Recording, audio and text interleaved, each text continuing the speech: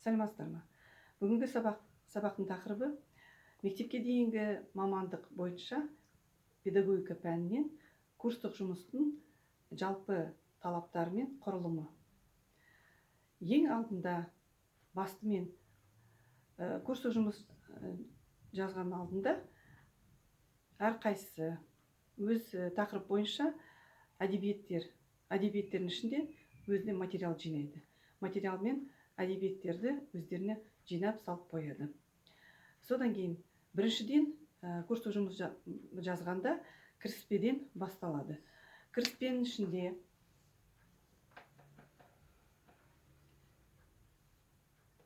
ішінде әдістемелік аппарат болу керек. Оны өзектіліктен бастайды.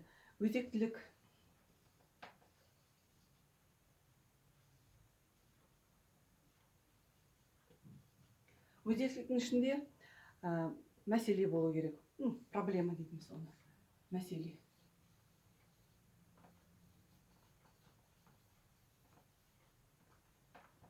Әрине, әр қайсының өз тақырып бойынша материал жинаған ішінде қандай авторлар, қандай ғылымдар жазған, сол аттарын атап шығасыңдар.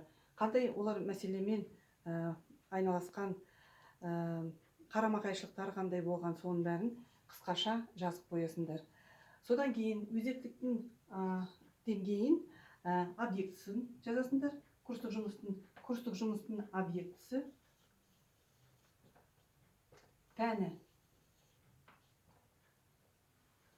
Осыдан кейін мақсаты, курстық жұмыстың мақсаты,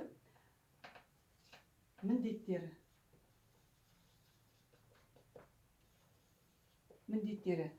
Жалпы 3 міндет болу керек.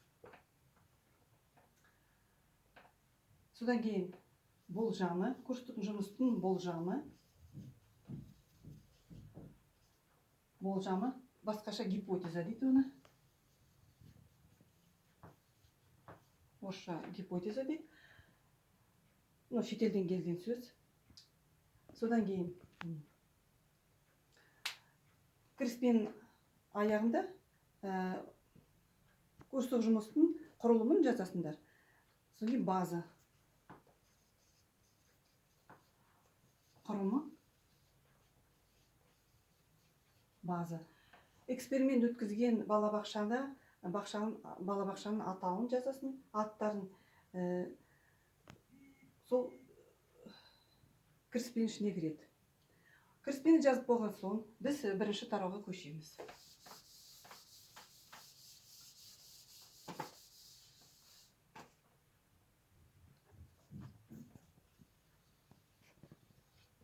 Бірінші тарауда толық теориялық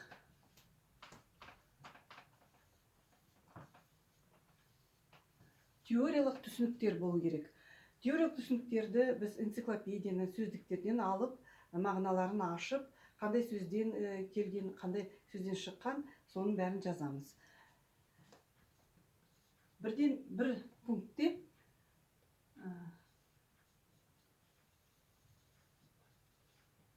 тақырып бойынша тарихы болса, осы бірінші пунктте тарихын жазамыз. Осында жазып болған соң, біз екінші тарауға көшеміз. Екінші тарауда әр қайсының тақырып бойынша қалыптастыру жұмыстарын жазамыз.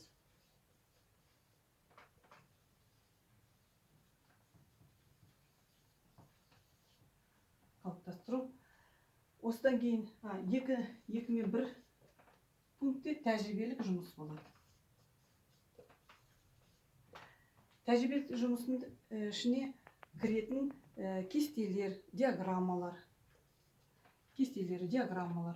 Олардың талдауы кіреді, өлшемдері. Осыдан кейін қорытындысын жазасыңдар.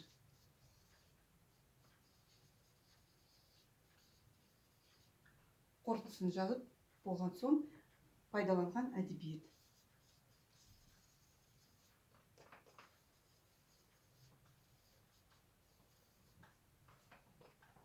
пайдаланған әдебиеттер. пайдаланған әдебиеттердің мынаның бәрін курстық жұмыстың беттері 25-30 беттен кем болмау керек. Осыдан кейін қосымша.